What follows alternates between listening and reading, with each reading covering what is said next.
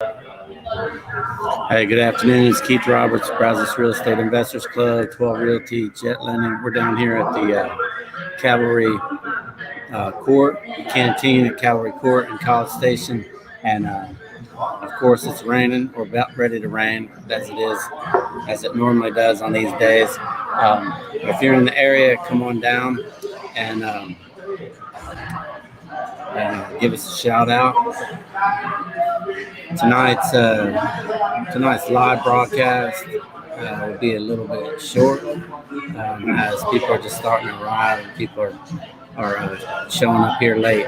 But come on down, post your questions here, and we're getting ready to go live. So I want to see in the comments back to in-person speaker catered events coming up here shortly. But I'll be back in 30 seconds. Hang on.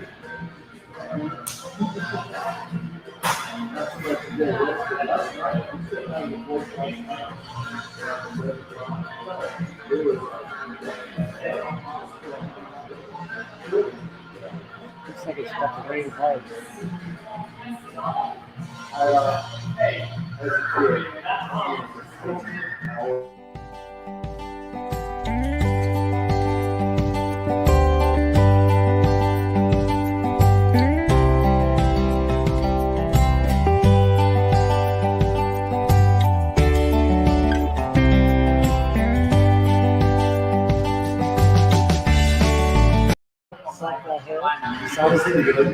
You're talking about no. I'm talking about actual men's leagues. Hey, I'm back here with Derek Williams, local investor to Bryan College Station area. So just now seeing Derek for the first time in person, probably since COVID, but probably go I don't know, every week or so where we talk. Month or so where we talk on text. So I know last year you bought a rental property from us and you renovated it yourself. You got to buy it at a pretty good price because you're doing the work yourself. So tell me a little bit about that, how that project went and what it's like right now. I don't remember exact numbers on it, but basically bought it with hard money, flipped it with a credit card, and refinanced it through the bank. Basically a card method.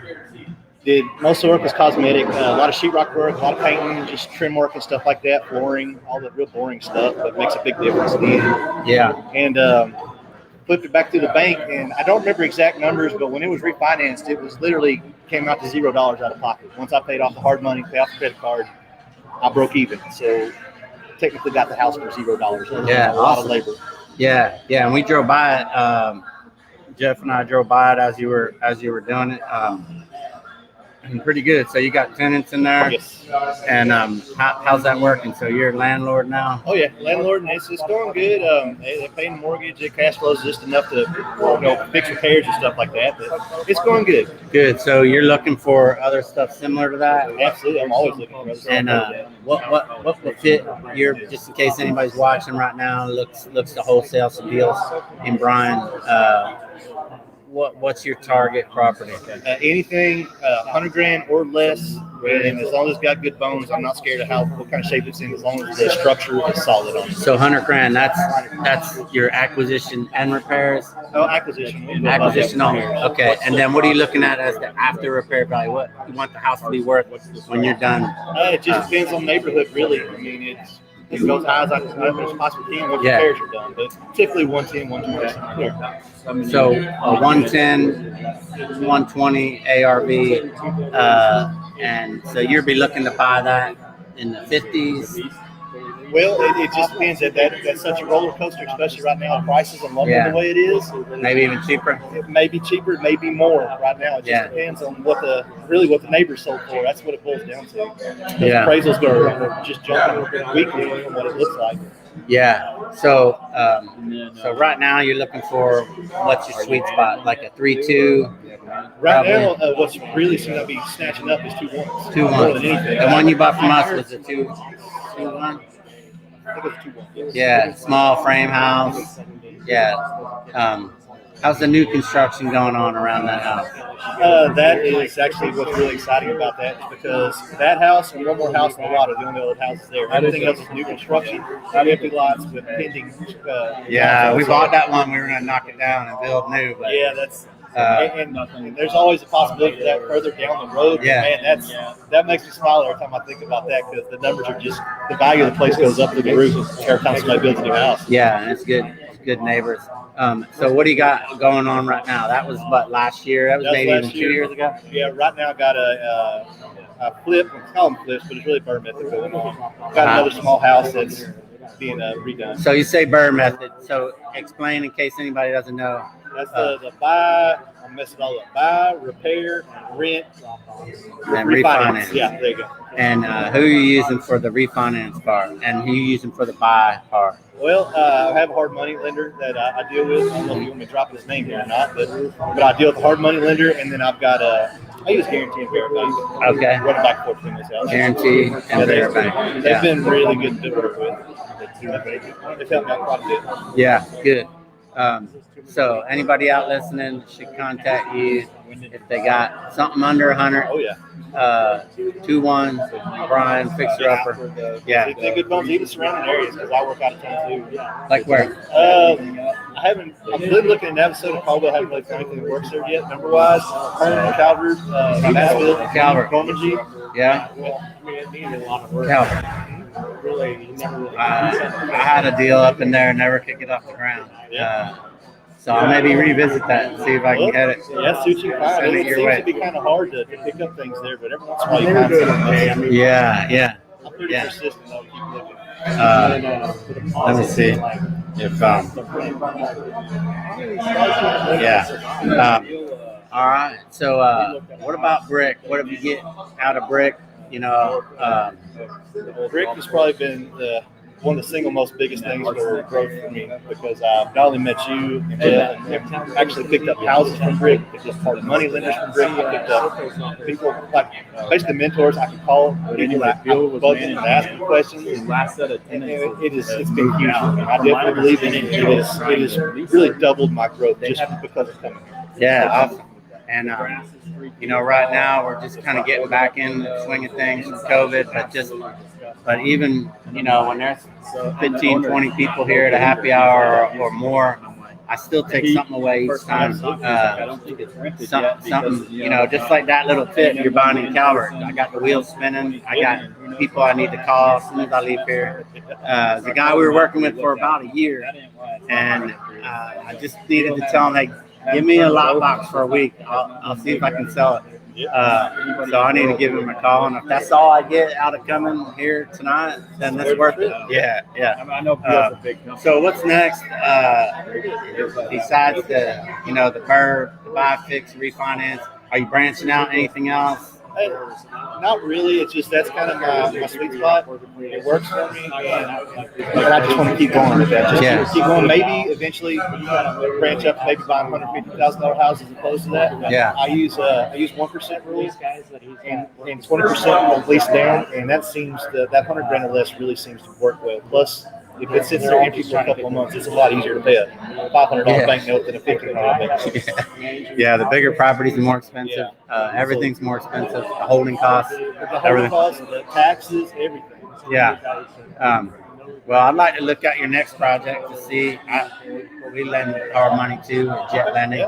I think I looked at one for you before. So let me look at your next one, see if that works. I don't know. I think I know who you borrow from, but see if we can help in case he's out of money. We're never out. Yeah, that's good. Do you ever partner? You ever partner with anybody? Yet, but I'm not opposed to it, because one thing I learned from, I like watching a lot of bigger pocket stuff. And the biggest thing I've learned from them here lately is 50% of a deal is better than 0% of a deal. Yeah. And that really rang true with me. I'm not opposed to it. I've never been in a situation where I've really needed one. I tell people just starting out, especially, just say, you know, you want to get to the end of that process and cash a check instead of writing a check. That's it. And whatever percentage of that if you're profiting, or even just running it by a group or a partner that tells you, no, that's a bad deal. Yeah. I've seen people come in this game and do one and done, and they're out of money. And so having to work alongside somebody that has cash checks in the past, it's invaluable. People pay 10, 20, 30,000 for courses, mentorship, or just partner with somebody, and it's free, and it's better than free. You cash a check. So yeah, that's good. Well, one good thing that I have learned is I do have 3 guys I consider my mentors. Yeah. And they don't know each other, and they're very different people. But you'd be surprised when I get a deal, I'll run it through them. And if all 3 say it's good, it's good. But you'd be surprised if it's a bad deal. All 3 of them tell me it's a bad deal without even knowing each other or discussing it. So that's pretty straight across the board. Yeah, I look back on a few deals. So before Jeff and I were partners, we knew each other, and we were just kind of doing stuff together. But there's a few properties I had him come look out, and he said, "No, that's a dog. Don't buy it." And I look back now, smarter, and I look at the deal, and I say, "I'm sure glad that I didn't buy the house." That's true. Saved you a lot of heartache. Yeah. All right. Well, I appreciate you sitting down. Anything else you want to say to the group? Just keep going, keep swinging. What do you think? What do you think your biggest challenges are? Things that you want to work on, going forward next year? I know you're still going to stick with that method, but as far as techniques, getting your leads or your crews or anything like that, what's next? Where do you think you want to improve? Or I really want to fine tune my subcontractors. Yeah. And get guys that kind of specialize in different things. And I really want to fine tune that, because I get guys that are great at sheetrock but terrible at painting, or vice versa. And I'd like to get all that fine tuned and get a good crew built where I can just cut them loose on the house and be done with it without having to worry or babysit things. That would be one of the biggest things. And just finding more leads, that's the hardest thing. What are you doing right now? If you don't want to share it, that's all right. Well, honestly, right now, just kind of coasting, because I've got a few projects going. Yeah. And I'm always just asking you, and just always throwing it out there. And what's been your best lead generation technique in the past? Networking. I'm terrible at it. Yeah. Not a people person, but just coming to BRIC, talking, and I've picked up a few places just for coming here. Yeah. I bet just talking to me here live, somebody posts maybe a lead for you. So yeah, all right. So you're going forward. You're working on your lead generation and your networking, and that's to get the leads, and your contractors, as far as vetting them or finding new ones, or what? I guess just consistent guys, because I got guys that'll pick me up because I'm kind of a small operation. So you got guys that work for me for a week, and they got another job that takes over, so I get put them back. Yeah, and that's what I think is good about BRIC, is you can share that info. Yeah. But I'll tell you, that's the hardest, I think, even for seasoned investors, is finding and keeping good crews. Because we've had great crews that we trust, and then they flake out. I think they're good when they're hungry. I don't know. I'm not impugning anyone's honesty, but just how motivated they are to get what you need. And a lot of times what we need as investors is to get under a certain price point. So we want great quality work for a cheap price. And the contractors are like, it doesn't work like that. And so we're on the constant hunt for the people who will do good work.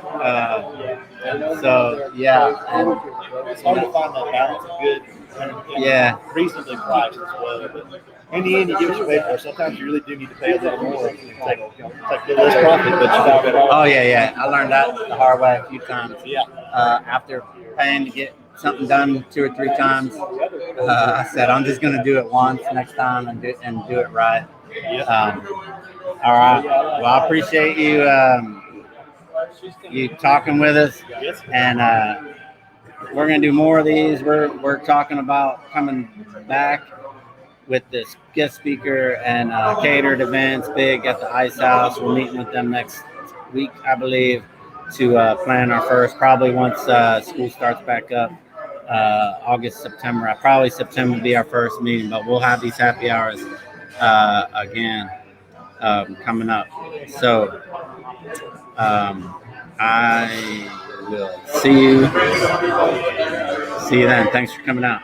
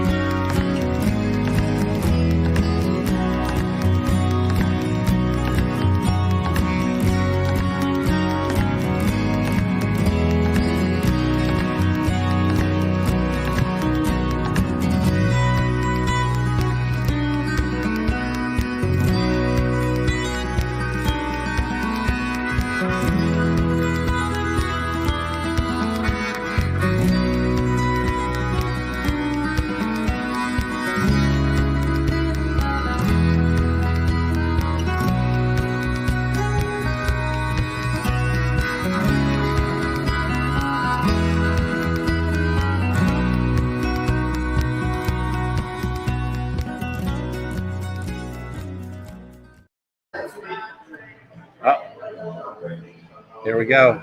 Hey, we're back with Antonio Hernandez. Antonio is a local investor, Bryan College Station area. We've done some deals with him in the past, and you still, and he's also a Jet client. He's working on a rehab or finished up a rehab right now that Jet funded. So, Antonio, what's up? Tell me what's going on. I mean, right now I'm having a little bit of trouble finding any deals out there. So if you have any deals that you want to swing my way, and let me look at the numbers and crunch some numbers. And what do you do for your lead generation right now? Right now I'm doing mail outs and calling about 50 to 60 people a day on a regular basis. You're mailing to that many, or you're calling that many? I'm calling about 50 to 60 people per day. Wow. And, sometimes they answer, sometimes they don't. That doesn't necessarily mean that I talk to 60 people per day. And then I'm also doing about 200 mail outs a week. So hand doing them, or you're paying somebody to do them? I'm handwriting them. And who do you mail to? You just drive around, or you buy lists? I do D for D, driving for dollars, and check out different neighborhoods to see what's out there, see if any vacant properties are available, and then I also try to keep my ear to the ground, see if there's anything else out there that people aren't willing to move on. So the 200, you said a week or a month? Letters. Letters per week. So how many calls does that generate? Usually about 15 to 25. Do you set up a separate number, or does that come straight to your cell? It's coming straight to my cell right now. I've had it go to a separate Google number to where. I found getting it sent to another number that forwards to you, but just so you can keep track of that. Yes. The money I'm spending on that letter is producing this many calls, right. Whereas just somebody who called you from something else, you don't kind of lump in. Yeah, so one of the things that I do is I try to organize my phone in that way. Like, okay, this number came from this, and this number, I'm also a real estate agent, so I also have to keep, that separate. One of the things that I used when I first became an agent again was I went to my buyers and sellers list. So there's a fly. Buyers and sellers list, and I started calling them. That's one of the ways that I got leads. Yeah. Is to go back through my list of possible buyers and sellers that I've talked to before, seeing if they're still in the market or if they ever moved on anything, or do they have something new. So the last project you did was 3-2 buy, fix, and sell. Outside of Bryan College Station area. And you got that under contract to sell? Yes. And just waiting to close? Yes, we should be. We've had a couple of delays, but right now we're looking to close either at the end of July or early August. Good. And so what do you want the next project to be? One of the things that I learned about doing stuff outside the Bryan College Station area is hard to get contractors to go out to those remote areas. Derek just in the previous interview said the same thing. And so I guess I need to stay within the Bryan College Station area, or find people that are willing to travel. Outside the kind of hike. That's like a half hour outside of town. Right. Yeah. So looking for stuff in the Bryan College Station area. 3-2. What kind of price point? Anything with an ARV under 250. It's 250 total. So you're wanting to buy it, and then. Give me just a second. Yeah, for sure.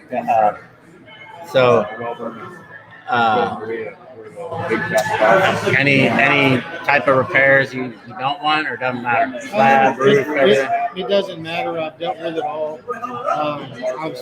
I jumped into a project a couple of years ago that cost me around $25,000 in foundation repair. So I learned a lot. And but we still make money. Not that one out on what's that one we keep looking at? It needs to get knocked down. No. North, what's the name of that street? I don't know. North, with the big sunken living room and. Yeah. The one on Conquistador. Yeah. I looked at that one too. It's sold, but I don't know. Oh, that person's trying to sell it now. Yeah.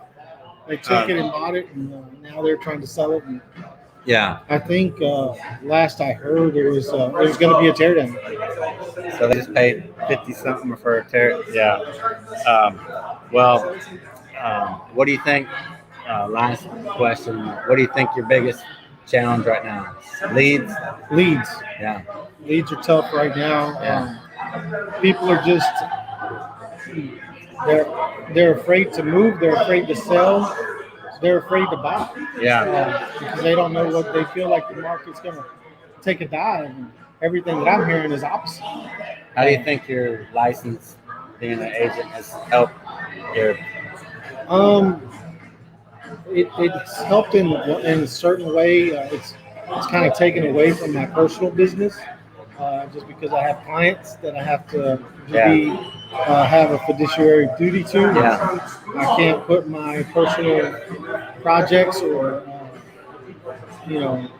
Yeah, things ahead of that. It's something to go into a house thinking like, well, if I was buying this, this is what I would want or do or pay, versus doesn't matter what I would do. It's my client, what they want to do. Yeah. Right. Good. Well, how do you think BRIC's helped you in that? Well, BRIC has allowed me to make the contacts that I need, both on the financial aspect and also on the know-how. Yeah. I can make a couple of calls and get somebody that's had experience with certain situations that I run across. Yeah. And speaking Spanish doesn't hurt, huh? No, speaking Spanish doesn't hurt. Speaking of which, that last person you talked to, she never called us back. Yeah, I know. I don't know. I think she got another offer. I don't think we moved quick enough for her. But I appreciate you sitting down with us and talking with us. Anything you want to tell the group?